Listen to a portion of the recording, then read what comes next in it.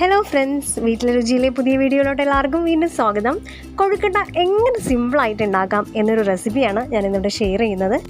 അരിപ്പൊടി കൊണ്ടുള്ള കൊഴുക്കട്ടയാണ് നമ്മളിന്ന് ഉണ്ടാക്കാൻ പോകുന്നത്. അതിനായി 1 കപ്പ്, അതായത് 250 ഗ്രാം വരുന്ന വറുത്ത അരിപ്പൊടിയാണ് ഈ എടുത്തിരിക്കുന്നത്. കൊഴുക്കട്ടയ്ക്ക് ആവശ്യമായിട്ടുള്ള മാവ് നമുക്ക് ആദ്യമേ തന്നെ റെഡിയാക്കി വെക്കാം. അതിനായി നമ്മൾ അരിപ്പൊടി അളന്ന അതേ കപ്പിൽ 1.5 കപ്പ് വെള്ളം എടുത്ത് പാനിലോട്ട് ഒഴിക്കാം. അതിനുശേഷം ആവശ്യത്തിനുള്ള ഉപ്പും 2 ടീസ്പൂൺ വെളിച്ചെണ്ണയും കൂടി ചേർത്ത് ഇളക്കി കൊടുക്കാം.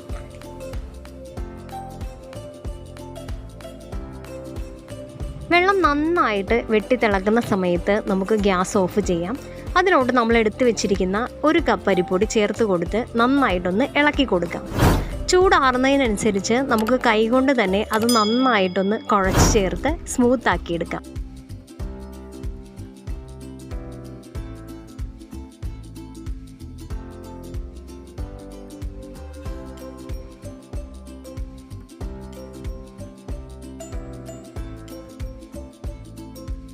ഇനി ഇതൊരു 10 മിനിറ്റത്തേക്ക് റെസ്റ്റ് ചെയ്യാൻ വെക്കാം.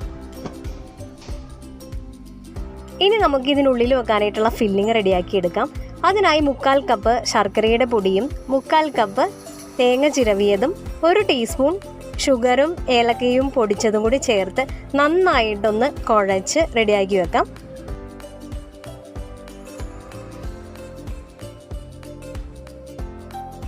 ഈ സമയത്ത് നമ്മൾ കുഴച്ച് വെച്ചിരിക്കുന്ന മാവ് ചെറുതായിട്ടൊന്ന് ഡ്രൈ ആയിട്ടുണ്ടാവും. കുറച്ച് വെളിച്ചെണ്ണ നമ്മുടെ കയ്യിലൊന്ന് തടവിയതിന് ശേഷം ഒന്നും കൂടി നന്നായിട്ടൊന്ന് കുഴച്ച് ചേർത്ത് കൊടുക്കുക. ഈ ഒരു സോഫ്റ്റ്നെസ് ആയിരിക്കുള്ളൂ നമ്മുടെ മാവിന് ഈ സമയത്ത് ഉണ്ടായിരിക്കുന്നത്.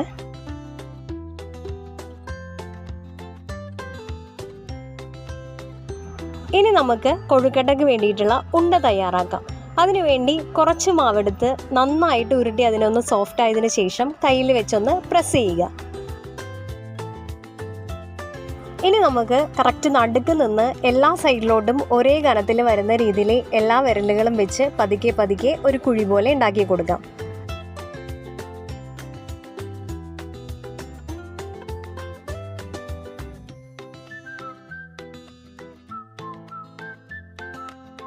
ഇനി ഇതിലോട്ട് 1 ടീസ്പൂണോളം ഫില്ലിങ് ചേർത്ത് കൊടുത്തതിന് ശേഷം എല്ലാ സൈഡും നന്നായിട്ടൊന്ന് ക്ലോസ് ചെയ്യാം.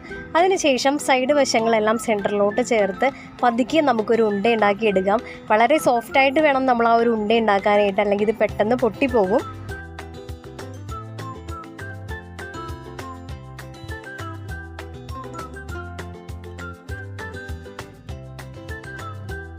ഇങ്ങനെ നമ്മൾ ഉരുട്ടുന്ന സമയത്ത് എവിടെയെങ്കിലും ചെറുതായിട്ട് തുറന്നു പോകുകയാണെങ്കിൽ കുറച്ച് പൊടിയും കൂടി ചേർത്ത് നമുക്ക് നന്നായിട്ടൊന്ന് ഉരുട്ടിയെടുക്കാം.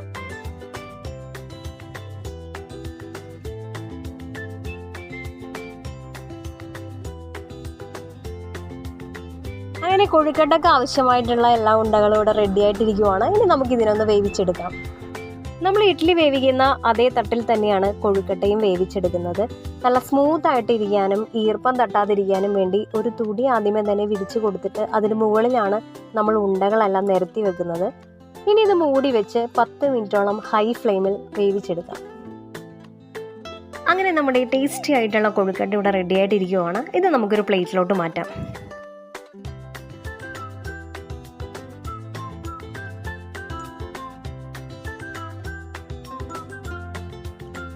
സിമ്പിൾ ആയിട്ടുള്ള ഈ റെസിപ്പി എല്ലാവർക്കും ഇഷ്ടപ്പെട്ടെന്ന് വിശ്വസിക്കുന്നു. ഇതുവരെ ഈ ചാനൽ സബ്സ്ക്രൈബ് ചെയ്യാത്ത ആരെങ്കിലും ഉണ്ടെങ്കിൽ സബ്സ്ക്രൈബ് ചെയ്യാൻ മറക്കരുത്. നമ്മുടെ വീഡിയോ ഇഷ്ടപ്പെട്ടെങ്കിൽ ലൈക്ക് ചെയ്യുക, കമൻറ്റ് ചെയ്യുക, ഷെയർ ചെയ്യുക. പുതിയൊരു വീഡിയോയുമായി വരുന്നവരെ എല്ലാവർക്കും ബൈ. Thank you.